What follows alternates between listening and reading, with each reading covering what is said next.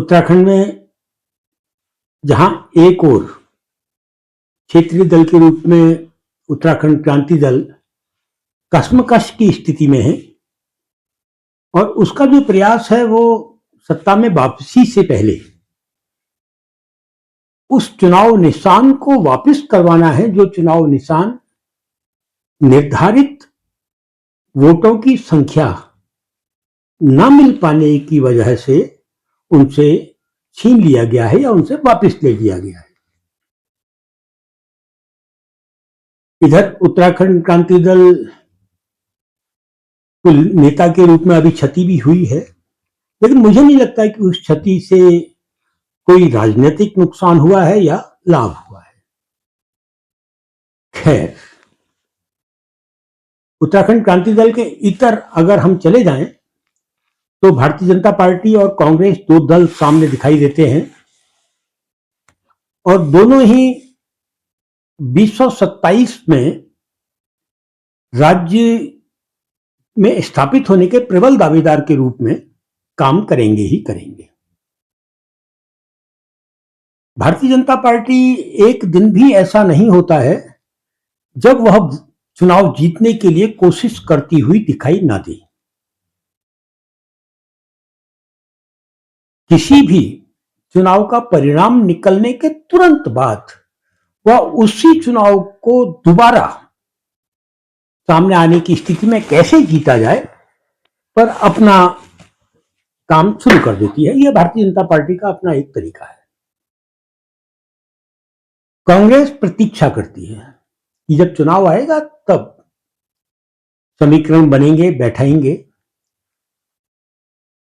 पहला चुनाव जो कांग्रेस हारी, फिर दूसरा चुनाव कांग्रेस हारी, इन दोनों चुनावों की अगर समीक्षा की जाए तो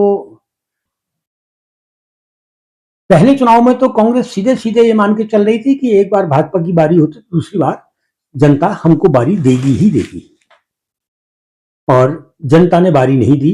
उसके बाद जब पिछला चुनाव हुआ तो कांग्रेस फिर इसी उम्मीद में थी कि जनता तो इस बार हमको बारी दे ही देगी, लेकिन जनता ने इस बार भी उनको बारी नहीं दी। लगातार इतनी बेशर्म हारों के बाद भी कांग्रेस के माथे में कोई शिकन दिखाई नहीं दी, कोई चिंता दिखाई नहीं दी, और वह एक संगठन जिस प्रकार उनका है उसी प्रकार वो खड़े रहे। इधर 2027 के चुनावों से पहले कांग्रेस ने संगठनात्मक ढांचा अपना बदला है। इस बार जो नया कांग्रेस ने किया वो यह कि अध्यक्ष के साथ ही जनपदों के अध्यक्ष भी घोषित कर दिए गए।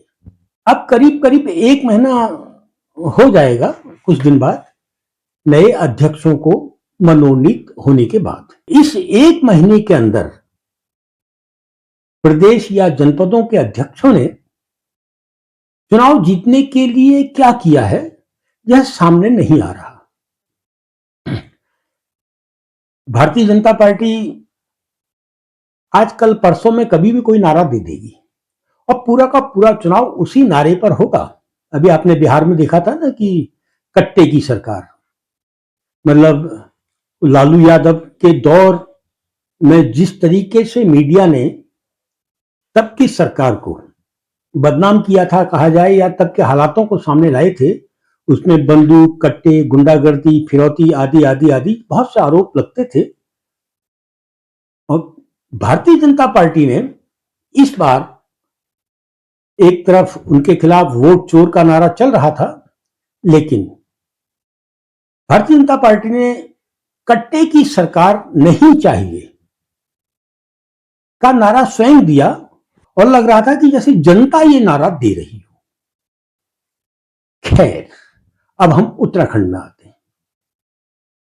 निश्चित रूप से जानो, कल परसों 10 दिन के बाद, 15 दिन के बाद, एक महीने के अंदर भारतीय जनता पार्टी कोई ना कोई ऐसा नारा उछाल देगी उत्तराखंड में जिस नारे के चारों ओर 2027 का उत्तराखंड का विधानसभा चुनाव रचा जाएगा, बुना जाएगा और बसा जाएगा।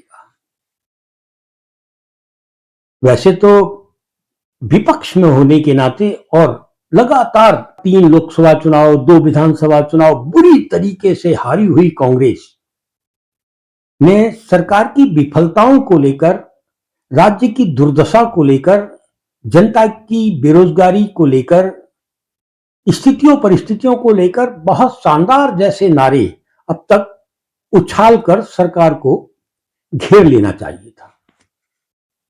इधर अगर प्रदेश अध्यक्ष कांग्रेस के जो हैं उनके हम बातचीतों को लें तो एक ही बातचीत महत्वपूर्ण तरीके से सामने आई है जो बारामासा चैनल के माध्यम से आई है।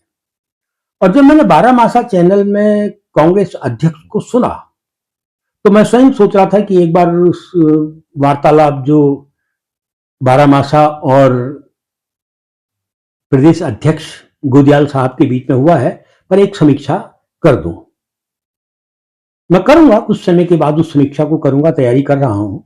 लेकिन उस पूरी वार्तालाप में अगर हम देख रहे थे तो चिंता कराने वाला पक्ष यही था कि कांग्रेस अध्यक्ष जो बातचीत कर रहे थे, सवालों को जो उत्तर दे रहे थे, वो अपने आप को राष्ट्रीय स्तर के नेताओं के साथ खड़ा करने की कोशिश ज्यादा कर रहे थे। वे जिस प्रकार के आरोप भारतीय जनता पार्टी पर लगा रहे थे या जैसी स्थितियां वो भारतीय जनता पार्टी की दर्शाना चाहते थे, वो राष्ट्रीय स्तर के नेता लगाते रहते हैं। उन्होंने उत्तराखंड स्तर पर भारतीय जनता पार्टी को घेरने के लिए कोई ठोस लकीर बिछाते हुए उस वार्तालाप में वो दिखाई नहीं दिए। राहुल कोटियाल एक सुलझे हुए पत्रकार हैं और सिर्फ सुलझे हुए नहीं बल्कि उनका बौद्धिक स्तर भी पत्रकारिता के क्षेत्र में बहुत स्पष्ट है और साफ है।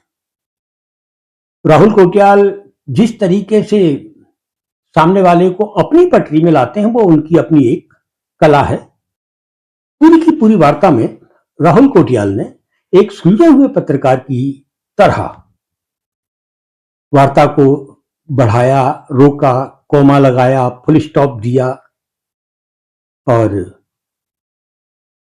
गुदियाल साहब राजनीतिज्ञ की हैसियत से नहीं, सिर्फ एक व्यक्ति के रूप में सवालों के जवाब देते हुए दिखाई दे रहे थे। इधर भारतीय जनता पार्टी के बारे में मैंने आपको बताया कि वो पहले दिन से ही चुनाव जीतने की कोशिशों में लग जाती है।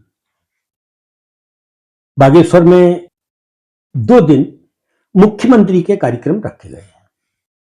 अब उनके पास मुख्यमंत्री हैं, सरकार है, लाल पीली नीली बत्तियां हैं, हूटर हैं, लेकिन कांग्रेस क्यों नहीं पूरे पहाड़ में, पूरे पर्वतीय क्षेत्र में, मैदानी क्षेत्र में बिछ रही है, यह सवाल उठ ही रहा है। जिस तरीके से भारतीय जनता पार्टी अभी से आक्रामक हो गई है, उसको देखकर लगता है कभी कभी कि क्या कांग्रेस सत्ता में है क्या, जो भाजपा इतनी आक्रामक दिखाई दे रही है, या फिर क्या कांग्रेस की समझ में अभी तक नहीं आया कि भाई भारतीय जनता पार्टी सत्ता में है, आपको आक्रामक होना होगा। फिर भारतीय जनता पार्टी में कई मंत्री तो वही हैं जो कांग्रेस में रहे हैं, और उस स्थिति में आप तो और अधिक आक्रामक हो सकते थे, फिर काहे चुप हैं? जनता भी यह सवाल पूछ रही है कांग्रेस से कि आप चुप क्यों हैं? आप डरे हैं तो किससे डरे हैं, सहमे हैं तो किससे सहमे हैं, झिझक रहे हैं तो झिझक है क्या? आपके सामने जो आपका विपक्षी राजनीतिक दल है वो 10 साल से उत्तराखंड की सत्ता में काबिज है। हाँ, निश्चित रूप से 10 साल पहले जब वो सत्ता में आए थे उसमें 15-16 सीटें तो वो लोग जीत कर लाए थे अपने दम पर, जो कांग्रेस छोड़कर गए थे। यानी सरकार बनाने के लिए अगर 34 सीटें चाहिए और 15-16 वो आ गए हो जो आपके यहां रहते तो वहां भी जीत कर आते, आपने एक सरकार उनको दे दी। ये 15-16 लोग जा रहे थे, तब कांग्रेस के चारों ओर की राजनीतिक स्थितियां परिस्थितियां क्या थी पूरा पहाड़ जानता है। और शायद वही स्थितियां परिस्थितियां थी कि तब कांग्रेस को 10-11 सीटों में उत्तराखंड की जनता ने समेट दिया था, जो अभी 15-16 सीटों पर है। तो कांग्रेस अपनी हार की समीक्षा नहीं कर रही। भारतीय जनता पार्टी जानती है कांग्रेस की कमजोरियां क्या हैं, और अभी भाजपा ने कांग्रेस की प्रमुख कमजोरियां जो जनता भी जिनको जानती है उस पर प्रहार करना भी शुरू नहीं किया है। वो जानते हैं कि कब प्रहार करना है, लेकिन कांग्रेस क्या भाजपा की कमजोरियों को नहीं जानती, या उन कमजोरियों के सामने खुलकर बोलने की हिम्मत नहीं जुटा पा रही है? यह सवाल कांग्रेस से पूछा ही जाएगा। इधर कांग्रेस को लेकर मैं एक बात और बता दूं, ऐसा नहीं कि कांग्रेस तैयारी नहीं कर रही है। कांग्रेस में एक बहुत बड़ी तैयारी चल रही है, और वो तैयारी कांग्रेस नहीं कर रही, बल्कि कांग्रेस में वे लोग कर रहे हैं जो चाहते हैं किसी तरीके से भी विधानसभाओं में चुनाव का टिकट उनको मिल जाए।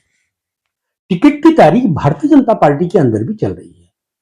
यदि कांग्रेस में 5 लोग किसी सीट की दावेदारी के लिए उत्सुक हैं, तो 10 लोग भाजपा के भी वहां उत्सुक दिख रहे हैं। लेकिन इन दोनों पार्टियों की उत्सुकता जो है उसमें एक फर्क दिखाई देता है। फर्क ये दिख रहा है, जहां कांग्रेस के नेता जो दावेदारी कर रहे हैं उनके पीछे आप देखेंगे तो वहां कार्यकर्ताओं की कतारें भी दिखाई देंगी, लेकिन भारतीय जनता पार्टी के जो नेता या जो लोग दावेदारी में हैं उनके पीछे आपको कार्यकर्ताओं की कतारें दिखाई नहीं देंगी। और इससे स्पष्ट हो जाता है कि भारतीय जनता पार्टी किसी को भी टिकट देगी तो जिन लोगों को टिकट नहीं मिला था वे विद्रोह की स्थिति में आएंगे ही नहीं, क्योंकि उनके पीछे तो कार्यकर्ताओं की लंबी कतार दिख ही नहीं रही है। कांग्रेस के जितने भी कार्यकर्ता कतार में हैं टिकट की दावेदारी की, उनके पीछे जो कतारें लंबी लंबी लगी हैं, 100 कार्यकर्ताओं की, 50 कार्यकर्ताओं की, 200 कार्यकर्ताओं की, उसको देखकर एक डर यही है कि भाई इन 3, 4, 5 में जिस एक को टिकट मिल जाएगा, बाकी तो विद्रोह में आ जाएंगे, विरोध में आ जाएंगे और बड़ा नुकसान कांग्रेस को पहुंचा सकते हैं। खैर छोड़िए, भारतीय जनता पार्टी और कांग्रेस दो प्रमुख दावेदार हैं, और भारतीय जनता पार्टी ने एक बहुत बड़ा काम और किया है। भारतीय जनता पार्टी की समझ में आ चुका है कि उत्तराखंड क्रांति दल जितना भी अपना वोट बढ़ाएगा वो नुकसान भारतीय जनता पार्टी को पहुंचाएगा। इसीलिए लंबे समय से विभिन्न आंदोलनों के रूप में Bharatiya Janata party anti incumbency vote को निर्दलीयों के हाथों में कैसे डाला जाए की तैयारी में भी लगी है। अब बहुत से लोग इस तैयारी में लगे हैं, गांव गांव पहुंच रहे हैं, अपना काम कर रहे हैं, और सरकार में रहते हुए भारतीय जनता पार्टी उनको बखूबी उस काम को करने दे रही है, बाकायदा पीछे से मदद भी कर रही है। ये पूरा पहाड़ देख रहा है, समझ रहा है, जान रहा है, क्योंकि और सोशल मीडिया इस बात की खुली खुली तस्दीक भी कर रहा है कि कौन कौन लोग ग्रामीण क्षेत्रों में चुनाव में कूदने की तैयारी कर रहे हैं। खैर दगड़ियों, एंटी इनकम्बेंसी वोट यदि निर्दलीय झपट लेंगे और सिर्फ 10 या 12 सीटों पर भी झपट लेंगे तो भारतीय जनता पार्टी को तीसरी बार सत्ता में आने से कोई नहीं रोक पाएगा, क्योंकि कांग्रेस आज की तारीख में खुलकर लड़ती हुई कहीं दिखाई नहीं दे रही है।